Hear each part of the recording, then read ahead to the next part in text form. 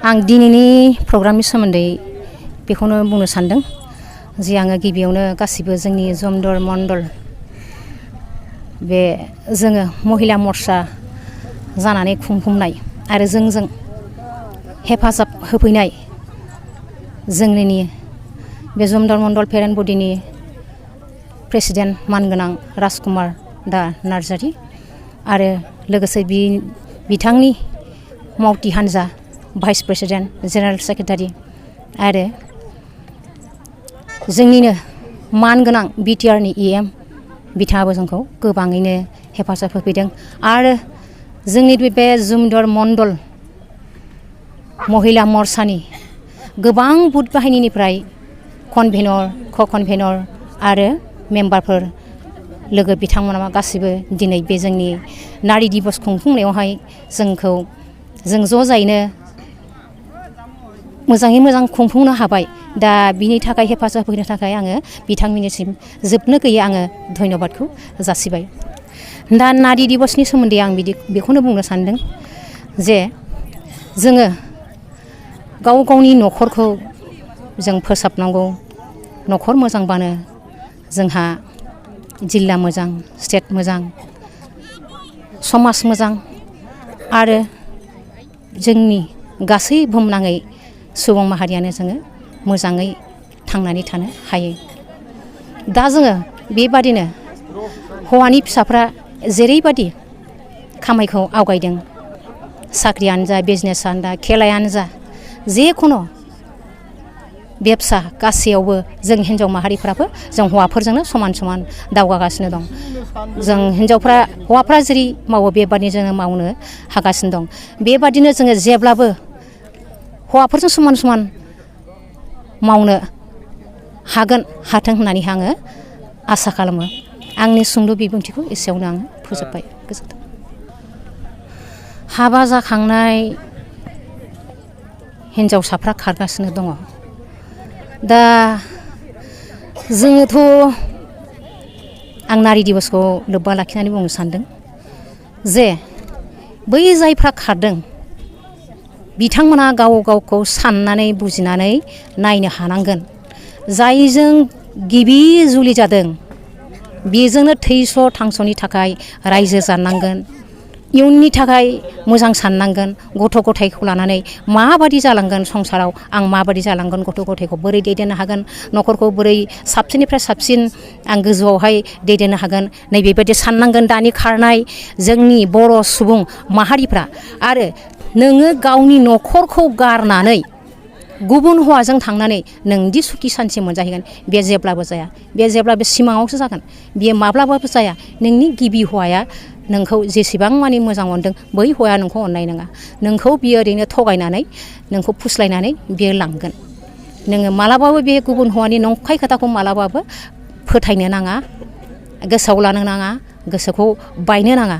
गोसोखौ जोङो दाद खालायनांगोन। नोंनि फिसानि मोखां, नोंनि फिसायनि मोखां, गावनि न'खर संसार बेखौ नोङो जेब्लाबो साननांगोन। आंनि फिसाखौ आङो माब्रै फोरोंनानै गोजौ थाखोसिम सहैहोगोन, आं गिदिर गोलाव खालामनो हागोन, माब्रैबा मोजां मानसि खालामनानैहाय जाहाथे देशनि थाखाय मोजां हाबा मावनो हागोन नैबेखौसो सिन्था जानांगौ।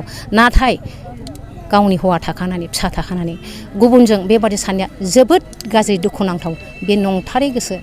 बिनिखायनो जोङो बिमा माहारि अननानै आङो आर'ज खालायो, आखाइ खबजोबो नोंथांमोना बिदि दाजा जे जायजों हाबा जादों बेजोंनो गोसो होनानै गथ' गथाय खांनानै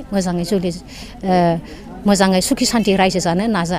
खिन्थु दस्रा हौवाजों थाङोबा नोङो हाखराव गाब्रगोन, नोंनि जिबना नोंहा धंस जागोन, नोंनि संसार धंस जागोन आरो नोङो मालाबाबो सुखि सान्थिखौ मोननाय नङा। आं बेखिनि बुंनानै फोजोबबाय। आं BJP मण्डलनि महिला मर्चानि प्रेसिडेन्ट जानानै बुंनो सानदों। दा बिदिखौ जोंहाबो होबथानायनि राहाया दङ। दा जोङो मिथियोबा बेखौहाय जोङो होबथाहैगोन जोंनिसिम बेफोर खबरा सफैयोब्ला। হয়, প্ৰথমতে নমস্কাৰ। আমাৰ ভাৰতীয় জনতা পাৰ্টি মহিলা মৰ্চা জমদুৱাৰ মণ্ডলৰ তৰফৰ পৰা আজি আন্তৰ্জাতিক নাৰী দিৱস উপলক্ষে এই মণ্ডলৰ কাশিয়াবাৰী VCDC কমিউনিটি হলত খুব সুন্দৰকৈ এখনি অনুষ্ঠান অনুষ্ঠিত কৰা হৈছে।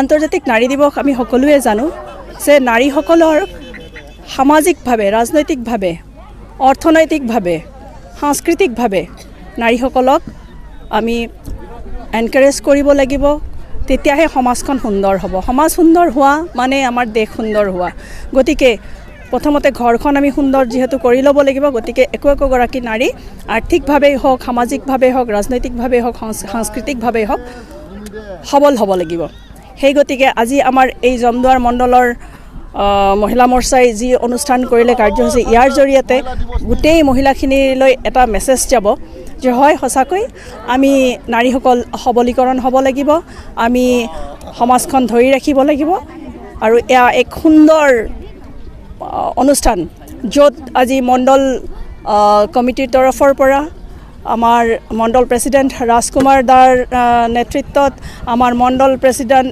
ৰাজকুমাৰ দাৰ সহযোগত আমাৰ মণ্ডল মহিলা মৰ্চা প্ৰেচিডেণ্ট দীপালী মুছাহাৰী বাইদেউৰ উদ্যোগত ইমান ধুনীয়া এটা প্ৰগ্ৰাম আছে তাৰ কাৰণে সকলো কাৰ্যকৰ্তালৈ আৰু ইয়াত থকা সমূহ নাৰীসকললৈ মোৰ আন্তৰিক শুভেচ্ছা আৰু ধন্যবাদ জ্ঞাপন কৰিছোঁ সেকেন্ড প্রাইজ আছে পূর্ণিমা রাধা হয় আপুনি যি মোক সুধিলে যে আজি চাইল্ড মেৰেজ এক্ট যিটো আছে মানে আমি 18 বছৰ নোহোৱালৈকে আমাৰ ছোৱালীক বিয়া দিব নালাগে বা ছোৱালীহঁতেও বিয়া হ'ব নালাগে আপোনালোকে অলৰেডি গম পাইছে যে 21 বছৰ বয়সলৈকে কমচে কম ছোৱালীক পঢ়া শুনা শিকাই স্বাৱলম্বী কৰি তাৰপিছত ছোৱালীক বিয়া দিয়াৰ কথা অভিভাৱকেও ভাবিব লাগে আৰু ছোৱালীবিলাকক মই ইয়াৰ পৰা আহ্বান জনাওঁ যে তেওঁলোকে যাতে কেতিয়াও 18 বছৰ পূৰ্ণ নোহোৱালৈকে কেতিয়াও বিয়াত নবহে লগতে আৰু এটা মোক আপোনালোকে সুধিছে যে বেছিভাগ এই অঞ্চলত এটা বস্তু দেখা গৈ আছে যে